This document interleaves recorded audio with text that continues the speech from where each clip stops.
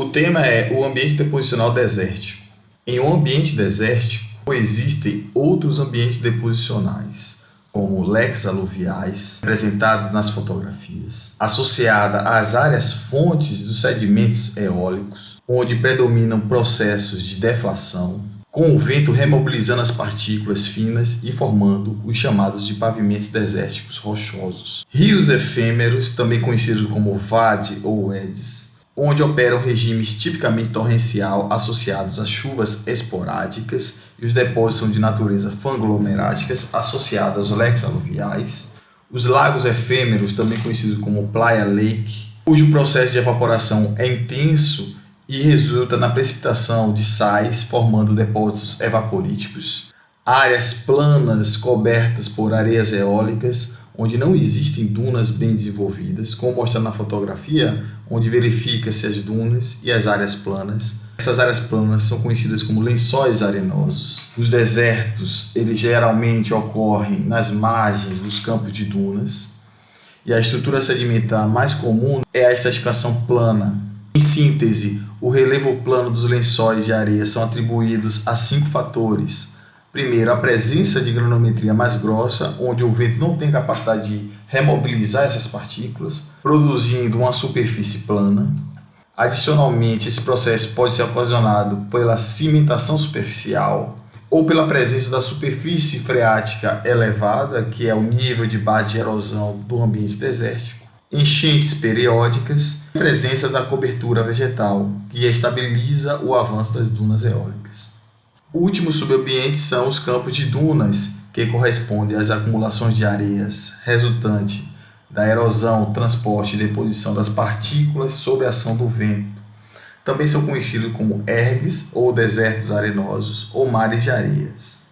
Corresponde a extensas regiões dos desertos atuais, onde se concentram 99% das dunas eólicas do globo terrestre. Iniciando nossa discussão com campos de dunas, que são massas individuais de areia em movimento, constituídas de dunas eólicas simples, compostas, cavalgantes ou coalescentes, como representado na fotografia, mostrando o deserto da Namíbia, entre as quais podem existir áreas interdunas. Esses campos de dunas podem ser subdivididos em 2 compartimentos, as dunas e as interdunas, que se dividem nas interdunas úmida e seca, a depender da posição do nível freático. A fotografia mostra as dunas adjacente a uma interduna úmida e encharcada. As dunas ocorrem em vários tipos, elas são constituídas de areias e são depositadas próximo à sua área fonte.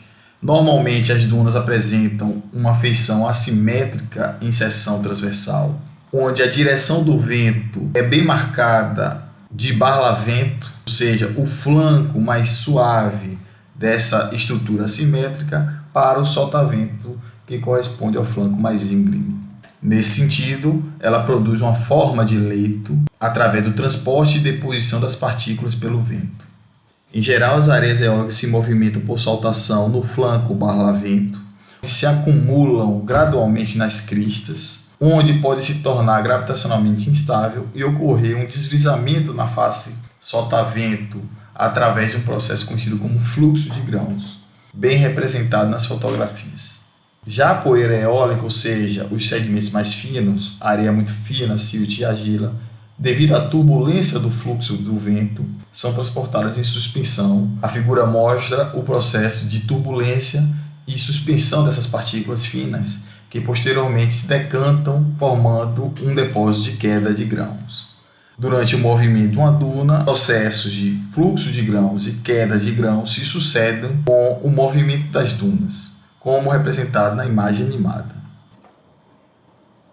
Uma característica marcante dos sedimentos eólicos é a bimodalidade dos grãos, onde aqueles mais grossos são transportados através do processo de fluxo de grãos, representado em amarelo mais escuro, e os sedimentos mais finos são depositados através da queda de grãos, da decantação dos sedimentos mais finos. Isso resulta na produção de uma estratificação cruzada de grande porte, como representado na fotografia, onde os depósitos de fluxo de grãos e queda de grãos se intercalam. Na imagem é bem verificado que os depósitos de fluxo de grãos são descontínuos e apresentam uma forma de cunha. enquanto que o sedimento de queda de grão ocorre através da decantação da poeira eólica e resulta em depósitos com maior continuidade. Em geral, as dunas comumente consistem de areias texturalmente maturas, bem selecionadas e bem arredondadas, devido ao elevado grau de seleção do transporte pelo vento. São tipicamente ricos em quartzo, embora algumas dunas costeiras contenham altas concentrações de minerais pesados e fragmentos de rocha. De um modo geral, uma duna cessa seu movimento quando as linhas de fluxo tornam-se tão fortes que as areias não mais se acumulam na crista da duna. Assim, são fatores que controlam o tipo de duna, a disponibilidade de areia, a velocidade do vento, as variações nas direções dos ventos, a quantidade de vegetação e a presença de obstruções e relevo.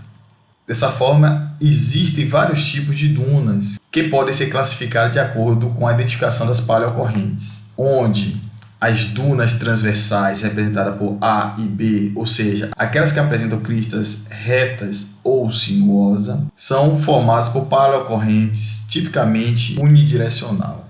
Essas paleocorrentes ocorrem perpendicularmente à direção dessas cristas. E as barcanas, representadas em C, elas possuem um formato de lua crescente, também com fluxo unimodal. A diferença das dunas transversal para as dunas barcanas é que a duna barcana apresenta uma maior variação de direção dos ventos.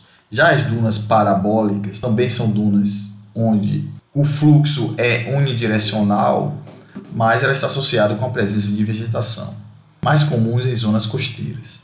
Já as dunas com paleocorrente bimodal, temos as dunas reversas, representadas por fluxo de vento em direções opostas. As dunas longitudinais, também conhecidas como safe, são cristas longitudinais de acumulação de areia, onde o fluxo ocorre em duas direções, ortogonais entre si. Já as dunas que apresentam fluxos polimodais são conhecidas como dunas piramidais ou dunas em estrela, representado pelo bloco diagrama em G.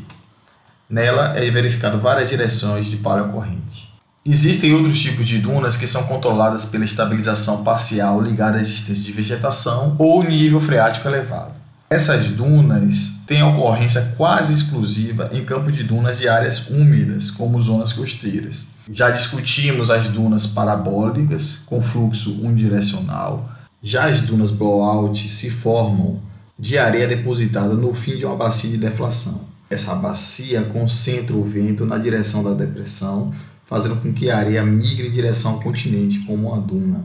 Já as dunas dômicas têm esse nome da forma que elas se apresentam, como domos. Assim, podemos subdividir o ambiente desértico na área mais proximal dos leques aluviais, onde ocorre a remobilização das partículas pelo vento e a formação de superfícies deflacionárias, que evolui para planícies fluviais efêmeras de natureza fanglomerática, sendo comuns forma de leito em regime de fluxo superior, também conhecido como vades ou eddies, e acumulação de areia em superfícies planas representada pelos lençóis arenosos que margeiam o campo de dunas, e os lagos intermitentes ou praia lake, que são lagos que ocorrem alta taxa de evaporação e precipitação de depósitos evaporíticos.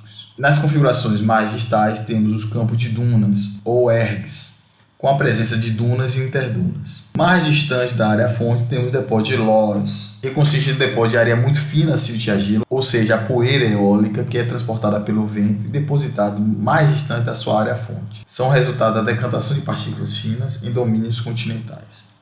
Já em um deserto costeiro, na região mais proximal temos os campos de dunas, que evoluem para as sábicas costeiras, como representado na fotografia, que estão adjacentes aos oceanos. Entendam como sábicas, ambiente de sedimentação litorâneo supramaré. Ela ocupa uma área topográfica intermediária entre as terras emersas, continentais, e a faixa intramaré, entre a maré enchente e vazante, geralmente em climas áridos e semiáridos.